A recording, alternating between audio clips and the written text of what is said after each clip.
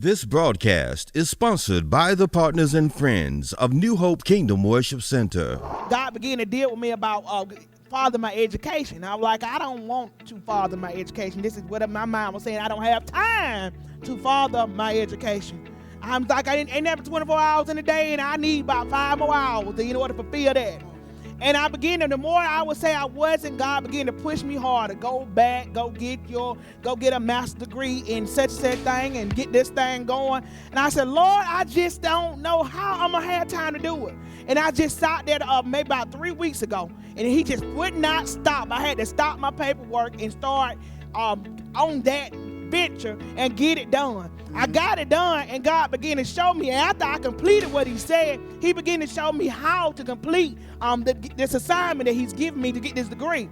And I said, okay, Lord, I didn't see it until I did the work, though. Sometimes you're trying to wait on that security and knowing you're going to be able to complete it, that security and feeling like I got time to do it. But God is saying, if I've told you to do it, all I need you to do is begin to walk towards it. I need you to begin to get on your assignment, begin to pursue after it. It was so easy. The process was so easy. I felt like I didn't do all I was supposed to have did. That's how easy it was. It literally took me 15 minutes to do what I had been arguing with God about for 3 months. Our mission at New Hope Kingdom Worship Center is to advance the kingdom of God by empowering all ages and walks of life through teaching, outreach, fellowship, and empowerment. Prepare your hearts and minds to receive a life-changing message. Now, here is today's message. Hallelujah. Hit your name, say promotion. When you think about being promoted, what kind of people do you think about being promoted? Think about leaders.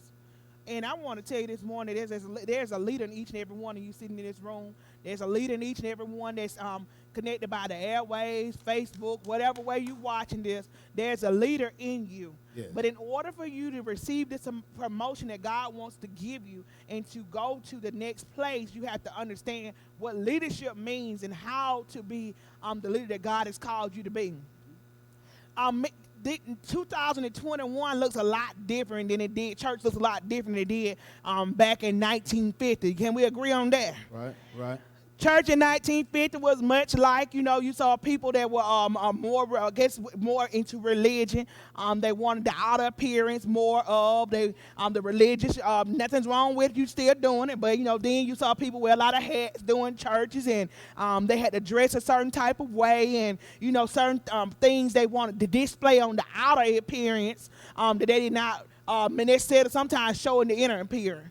And as church evolved, people begin to say, you look good, but I don't want what you got because you don't know how to talk to nobody, or your character's not meeting the standard. And you saw people begin to stray away from the will of God because they were looking at those that were sitting in leadership position and saying, if that's a leader, that's not what I want to be. Either they fell off along the way, maybe they were one of the ones that got pregnant while they were in church, and the whole church shunned them away instead of pulling them closer and saying, yeah, you messed up, but his love hasn't changed, and they didn't continue to love on them, so they begin to feel blacked out or pushed away from the God's presence because those that were called God's people were pushing them away. Or maybe you were one of the ones that came along the way, and because you did not display the same type of behaviors that others had, people begin to call you out your name and begin to associate you with things that were wrong in the word, and because they said it was wrong in the word, they pushed you away. And what happened was people began to, the mindset of people began to change so much. What happened? People would stop going to church.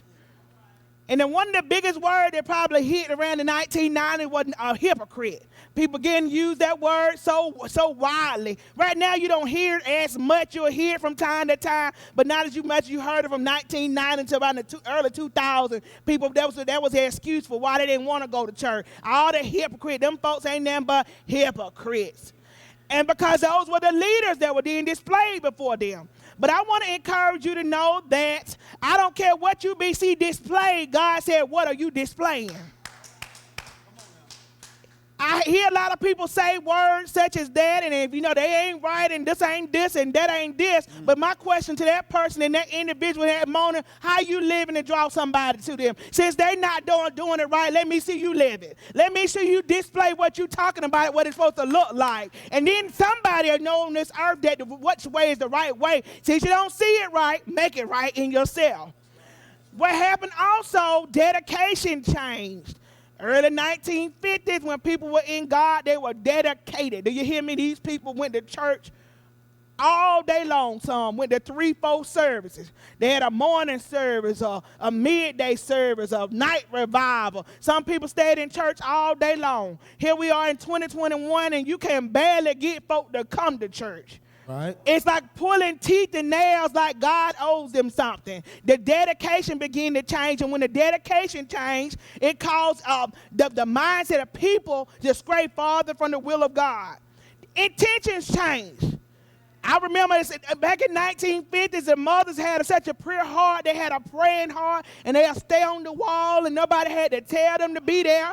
Nobody had to push them to be there. Nobody had to ask them to be there. But they did it because they loved the Lord with their whole heart, and they knew if I could just pray for my baby, that God would do the work. Now you see the mothers in the street hanging with the babies, doing the things that they were praying about the babies getting delivered from. Now they in the club with them. They partying with them. They drinking with them. They find out the blunts with them. Life has changed, and it has evolved into a worse place. The heart. Can we talk about the heart? Hit your neighbor and say the heart. The heart began to change. The heart and desire to want the things of God and to learn of Him were in a greater place in the older days, because people didn't have nothing else but God. Come on now. And when you don't have nothing else but God, that's what you're going to pursue after. But now folks they got the cars, they got the houses they've been praying about. They got all these accessories, the cell phone. They can be able to go down by this place and stop by there. Take the kids to Atlanta. Let's hang a weekend here. Let's go over there. People got so busy that their hearts turned from God, and their hearts got invested in the material things of this world. We got to get our hearts right in order to lead. That's right.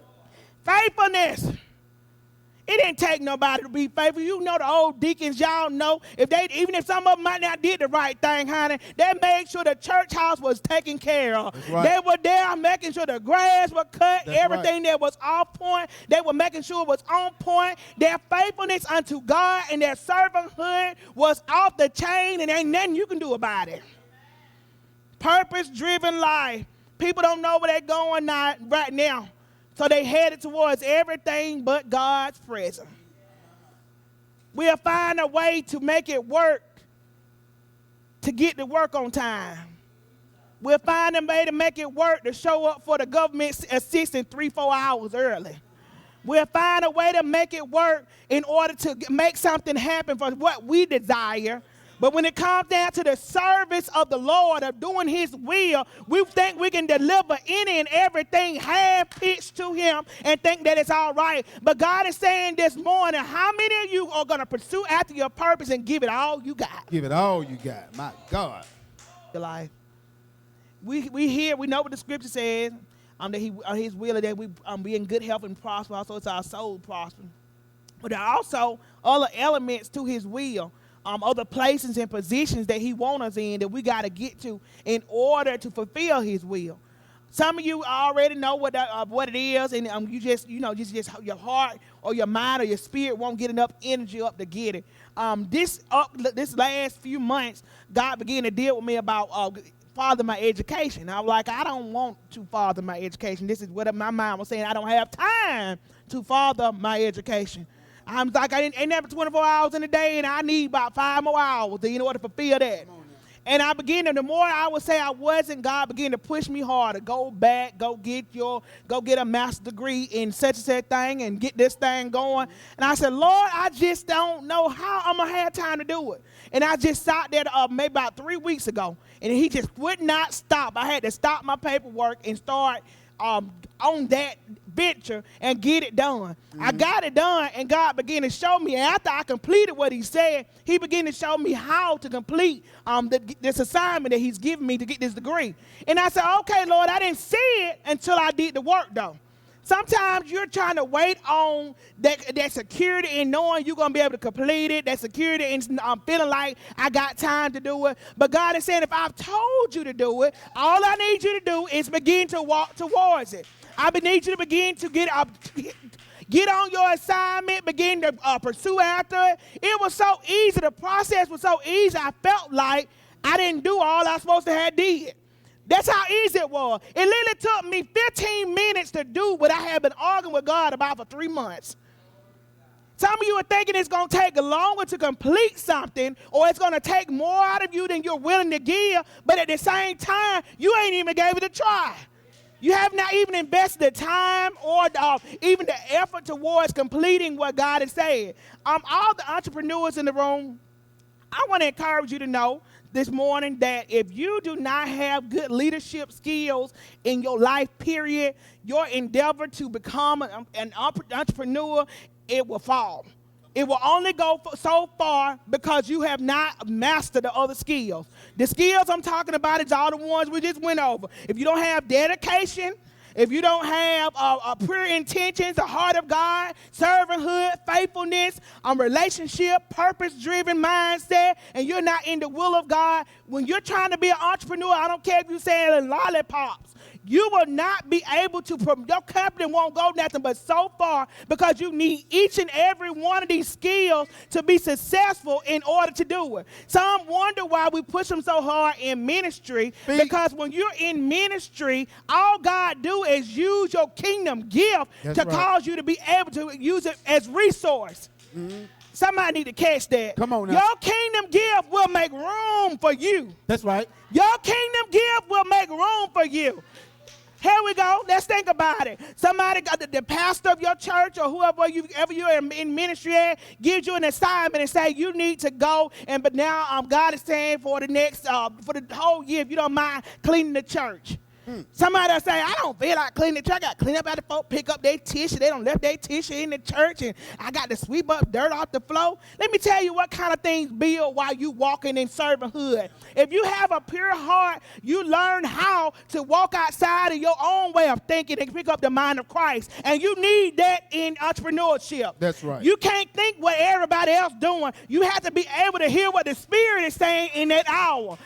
Being dedicated to sweeping the floor, you're going to have to hear from the Spirit. Because you're going to see people drop stuff and not care less about where they left it at. And in your heart, it got to be right. You can't do it and say, I got a bad attitude about it. I'm sick of whoever doing this. You got to do it in such a way and say, Lord, thank you for the opportunity to keep your house clean. Thank you, Lord, for the opportunity to be able to serve your people. And when you do it that way in your entrepreneurship, what happens is God begins to speak to you. You selling lollipops, and now you're saying, God, I'm selling lollipops. How do I make more money? He begins to show you, my children need them. Begin to minister to the parents, and then it becomes an open door for you because now you have more people that you can touch through selling lollipops. Anybody get it? The second thing is you have to be faithful. If you can't be faithful over sweeping up the church, I'm sorry, baby, you're not ready to be faithful over getting $1 million. You can come to the altar, pray about it. You can lay on the floor and shout about it. Unless God do something super with the natural, sorry, you will not see it. That's right. But what happens is when you're dedicated and you're faithful to that small thing, God says when you're faithful over, I'll make you ruler over. See, the many is what people are reaching for, and they're skipping over the few. They want to get to the end of the process and don't want to begin it.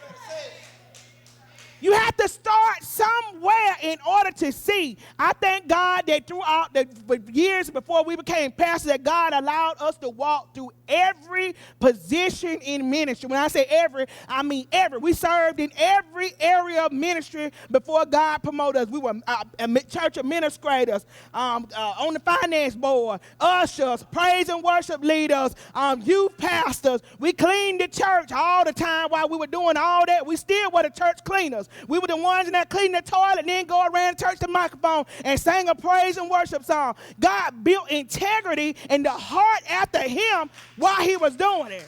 Let me tell you what happens when you do that. See, you get promoted, and when you don't even know God promoted you. I missed the promotions that God was doing because I was so busy about his business, I didn't recognize it along the way that when I needed him to do something. I remember working in a plant for years, and I began to say, I don't want to work in a plant no more. God saw me sweeping the church.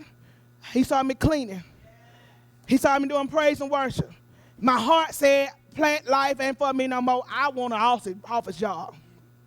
In the midst of being a servant, I'm standing in a hospital room with a curtain. Somebody had got out of, and had some, put in their ears. And during the time they had the curtain pulled, and we were talking after they were in recovery, prayed and stuff. I'm just still standing there talking. I had a conversation, I'm thinking.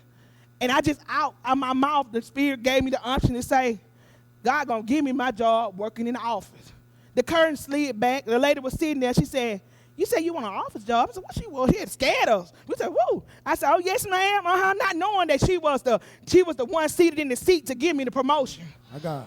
She was the one that was over the management of this and the hiring staff for this. So I was like, yes, ma'am. She closed the curtain back. So the person that was standing right there, they looked at me like, who? I'm like, I don't know who that was. I don't know. She let the curtain back again. She said, I asked you that because would you like to work here at the hospital? I said, what am I like doing what? Oh, we need somebody in the administration department to work in insurance billing. I said, oh, I don't have a degree for that. Oh, you don't have to have one. I didn't have to have one, but God had made room for me. Every person that I worked with during those next 2 years had an education, either a master's degree or a bachelor's degree in administration. I never had it. But God heard my cry because I was serving him. He gave me a promotion in the midst of that. During my promotion of those 2 years, when the person that did the hiring got ready to leave the job, God opened the door and gave me the opportunity to have her job. Won't he do it? Glory be to God. See, so many people are trying to get to the end result or trying to get to where they think they want to be by their way. But I'm going to encourage you to know this morning that the only way that you're going to get what you've been asking God to do is you're going to have to get in his will first. My God. Begin to serve and begin to offer your sacrifice of serving and watch how God provides. Watch how he opened doors. Watch how he put you in position and seated around people that have keys to doors that you've been knocking on and don't know how to get in. Watch how he'll do it if you ever get yourself in the wheel. Hit your neighbor and say, get in the wheel. Amen. Displaying love. I don't want you to get promoted today and then you lose your mind. People get promoted and they lose their mind. What mind I'm talking about? They think they don't made it. God give them a little bit of elevation, and they just want to be nasty. They want to be ugly. They want to mistreat others. They want to talk down to others. They forget where they come from. And I'm telling you what happens is when you get promoted and you don't take integrity with you, you don't display that same amount of love you had at the level of sweeping the floor, and you're not willing to go back to sweep the floor, you heard me then. God elevates you in the spirit, and you become a millionaire tomorrow. We're going to use it as illustration. You become a millionaire tomorrow, and because now you have $1 million or you have elevated in your ministry, you think you're too good to do certain things. Don't get there. Because what happens is the same elevator that took you up is going to take you down. I have found that it is one of the hardest things in life to climb a mountain. When you got to climb, you got to put in work. You got to sweat.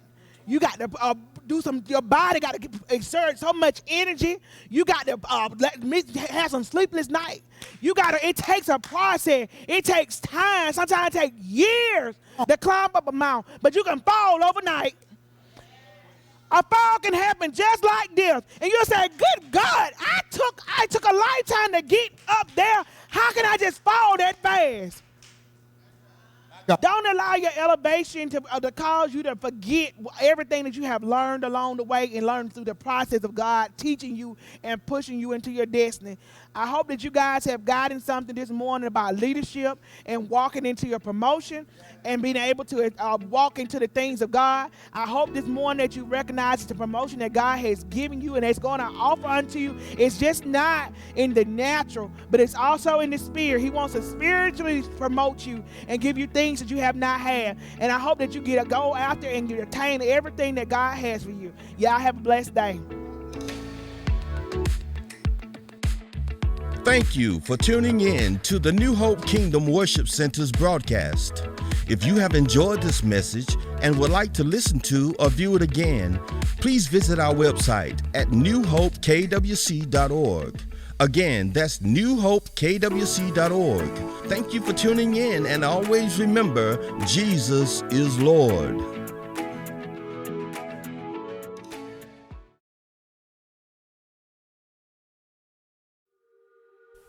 Today on Journey to Prophecy. At the age of 9 years old, I was in a car accident. In this car accident, my mother was going about 60 miles an hour. I fell out the car on the overhead bridge. What should have took my life, I should have died that day. But because of God's grace and his purpose.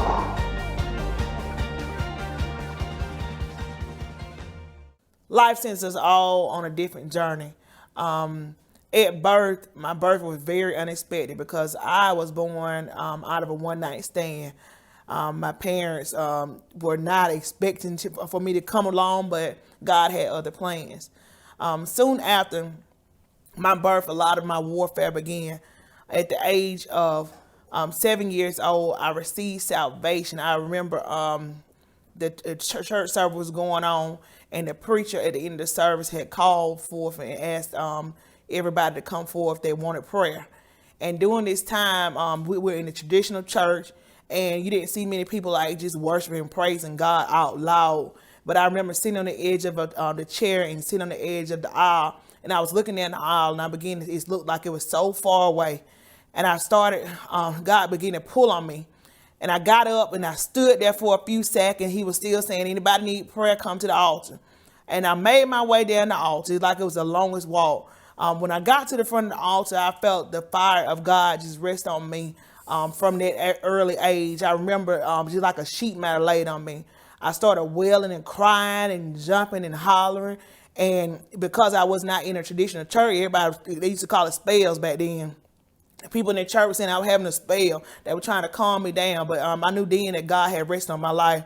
I found myself after that day, like going home, like getting on the radio, listening, trying to get as much gospel music in me as possible. I just wanted to hear things that were spiritual mind or spiritual, give me a spiritual connection to God. And music was my source at that point. And because the enemy saw that, that's when my warfare began. At the age of 9 years old, I was in a car accident. In this car accident, my mother was going about 60 miles an hour. I fell out the car on the overhead bridge. What should have took my life, I should have died that day. But because of God's grace and his purpose and the prophecy that was spoken over me from birth, I found that God's grace was sufficient and he kept me through that. I walked away from that incident just with losing all the skin off my hands. I was in a brace for a long time, and I still got the scar from it now, from hitting my head on the concrete when I first initially came out of the car. I remember looking up under the car, and I could see the 18-wheeler behind me approaching. It was like smoke was going everywhere. So I see my mama trying to stop. She's screaming. She putting on brakes, and she was holding on to my legs trying to keep me from going all the way to the ground. My face was scrubbing the ground, and all I could see was the smoke coming off this 18-wheeler that was right behind us. And I remember after she came to a complete stop, I was laying on the side of the road, and the guy got out the car, and the 18-wheeler was so close I couldn't even see the distance in between my mother's car and the 18-wheeler. And I was just like, Lord, I know. I look back on it, I know that God kept me. My mama talks about it quite often now, saying that how that through that she knew there was God, because she couldn't even get between the 18-wheeler and her car in order to get to the other side, to where I was, to get to the side of the sidewalk. That was one of my first experiences of seeing God's hand move and keep me and his angels protect me. After that, at the age of 11, I experienced my second incident.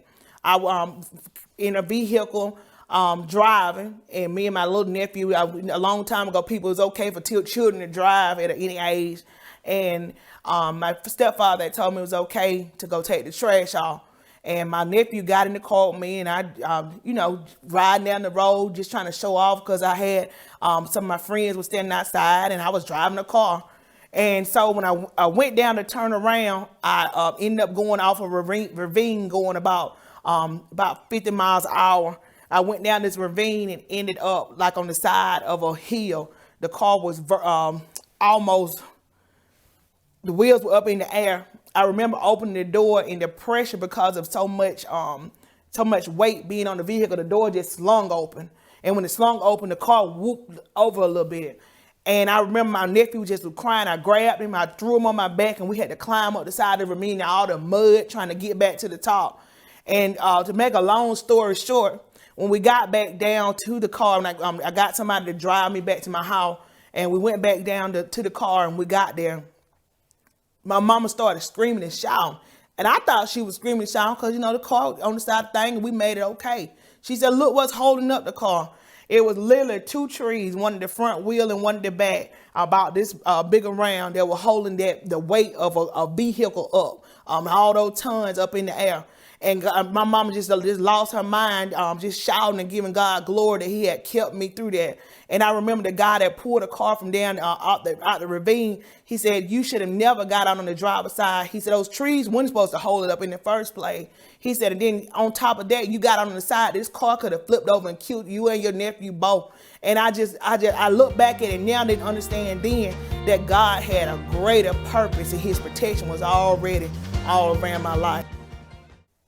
Sometimes the enemy will attack your mind when God has a purpose and plan for you. My attacks on my mind started at the age of 13 because of not knowing who I was, and not knowing that God's plan for my life, or not having an understanding of what God was saying concerning me. The warfare started to be so intense. This intense warfare started in my mind about the age of 13. The enemy couldn't take me out because of all the different things I went through with situations, as far as like all the accidents and all that kind of stuff. So he started trying to war with me within, and the war within started in my mind. And when I started to hear the enemy's voice so clearly, he would tell me that I wasn't nothing, I wasn't gonna be nothing, that I wasn't good enough, that I might as well die where I was. And that warfare, nobody could understand what I was saying, and it just seemed like it was just so much chaos that was going on in my life, within my household and from within myself. And this warfare got so intense. I remember taking an overdose for the first time at the age of 13. I took a whole bottle of pills, and that night I went to bed, and I just knew I was gonna die. I knew it. I was like, okay, I'm dying. I'm not gonna wake up in the morning. And I remember the next morning when I heard the alarm clock go off, I was like, I didn't die. I didn't understand how I did not make it through that night. And I had no idea that I was pregnant. No idea that I was pregnant that young. After taking all those pills, got up and went to school that day.